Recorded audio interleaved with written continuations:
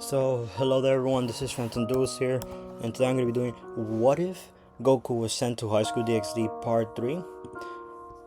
So, the story is going to start where I last left it off, as we then see the figures appear, naming himself as the White Dragon Emperor Albion. The newcomer then proceeds to defeat Kokubio when Kokubio finally came back from being sent to the moon. As the White Dragon Emperor says, "Who is that person who attacked you? Speak right now."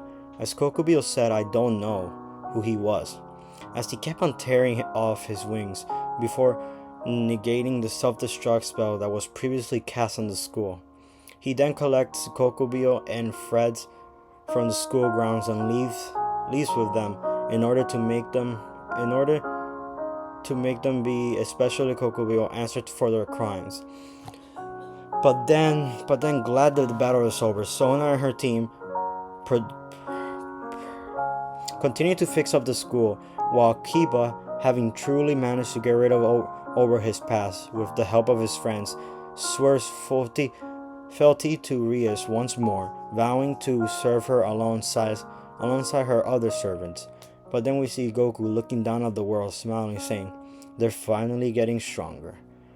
But then but then Goku makes a worried face as he said, "I wonder what happened to my world."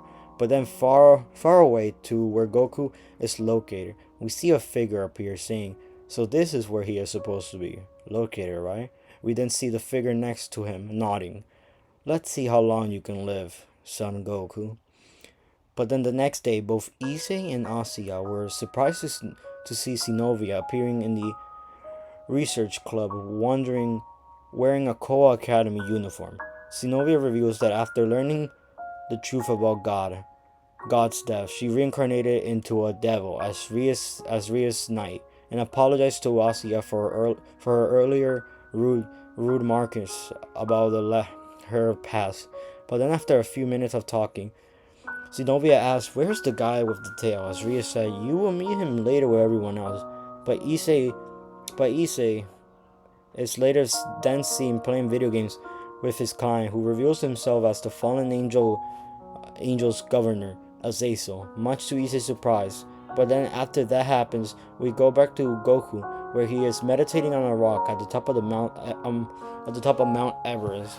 But before anything can happen, Rias drags Goku out of the mountain. As Goku spoke, "Here we go again.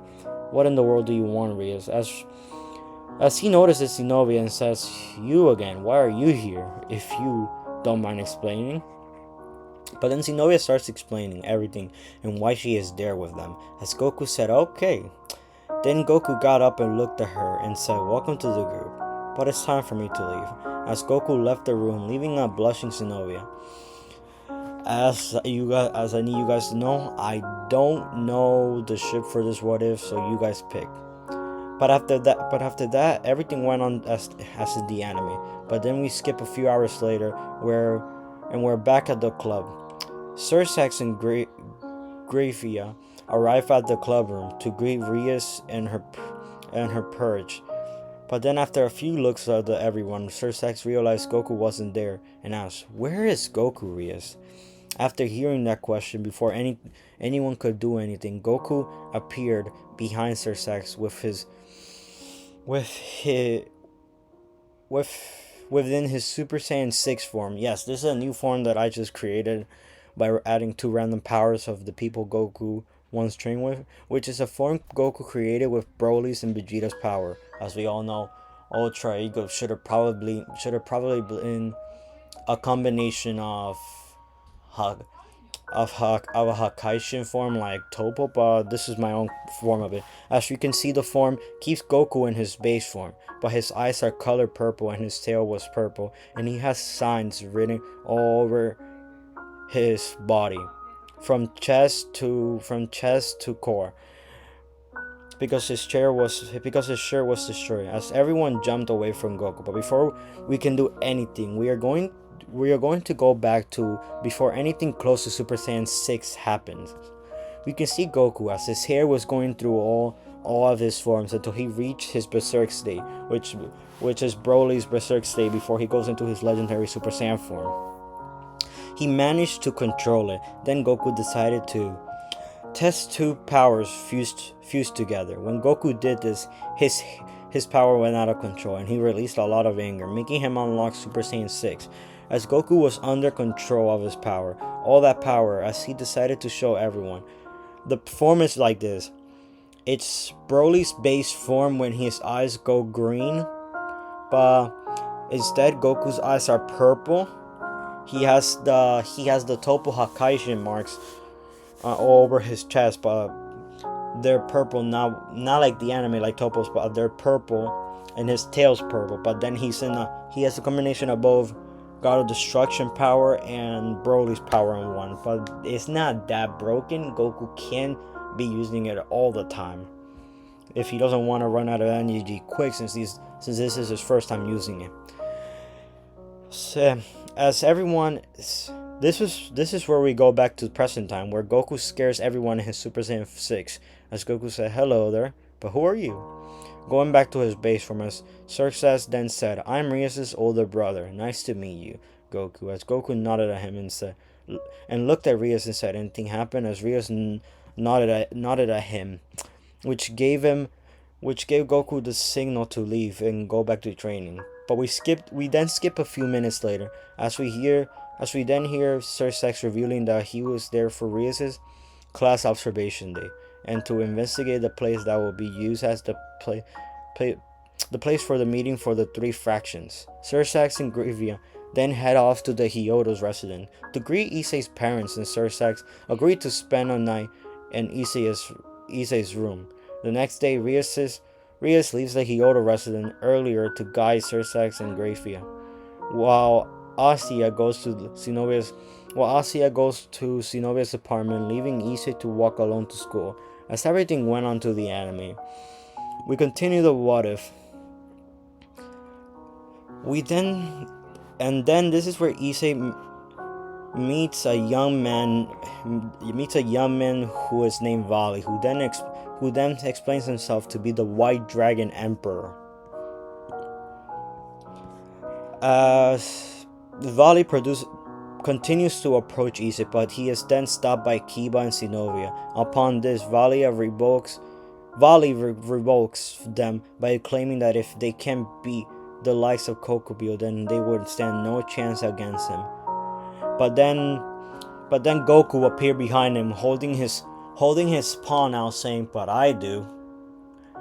As a mass ball of energy appeared in front of Goku's hand and said, "You got 2 seconds to explain what you want." As then Vali looked at it and said, "Ah, so you're him." Then Vali, started asking Issei his questions about what rank does he think he's on. Then he replies that he must be in 4-digit range when it comes to rank, due to his incomplete balance breaker. Vali then tells Rios, who was with Goku, appear. Then he tells Rios to nurture Issei properly and leaves after saying that, as he looks at Goku and says, "Goodbye, strange person." As he disappears, Goku then pulls away, disperses the attack and says, "Huh, that was no fun." Then Goku disappears and Rios stays there. Then we continue, as we see everyone resting in the sick room after meeting Vali. Issei asks Drake about his relationship with Albion. Drake then explains about the history of the Heavenly Dragons and how they ended up in their current state. Back in his classroom, Issei once again puts into a commercial situation due to Sonovia's lack of common sense, making him run away from the classroom. He then sees Rios and Nakano talking with Sonovia and Tatsubaki, discussing their meeting with Vali earlier. Then they're concerned about the upcoming class observation. The day of the class observation, after finishing his class, Issei meets up with Rios and Nakano until they hear about someone cosplaying in the gym room. Heading there, Issei meets Seraphifal Leviathan, Sona's older sister and the current Satan with the title of Leviathan. Back at the Hyodo residence, Issei's father, Rios' father, and Xerxes are enjoying the videos that they took during the class observation. causing Rias to run away in embarrassment, especially after Cersei's comments. Issei then follows Rias, and the two share another intimate moment until Asya opens the door and says that Rias is not being fair. Rias replies that one thing that she has learned from Akano is being aggressive in a romantic pursuit. Oh god, I'm actually regretting saying these words.